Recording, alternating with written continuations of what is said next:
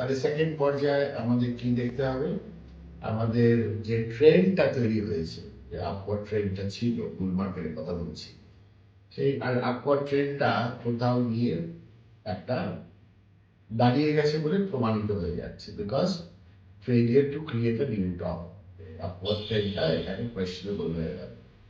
এখন আমরা যদি ট্রেনের ইন্ডিকেটার ব্যবহার করি 3 নম্বর, সেটা হচ্ছে যে আমরা যদি মুভিং অ্যাভারেজ ব্যবহার করি, দেখা যাবে যে মুভিং অ্যাভারেজটা ধরা যাক শর্টার টার্ম মুভিং অ্যাভারেজ, 20 দিনের মুভিং অ্যাভারেজ যদি আমরা ইউজ করি, দেখা যাচ্ছে যে সেটাকে ভাঙছে কিংবা ভেঙে ফেলেছে। তাহলে lower top followed by break of moving average, এই হচ্ছে পয়েন্ট অফ কারেকশন। কতটা ভায়োলেন্ট হবে, কতটা কারেক্ট করবে, সেটা আলোচনার বিষয় না। ভেঙে যখন গেছে তখন ও কারেক্ট করবে।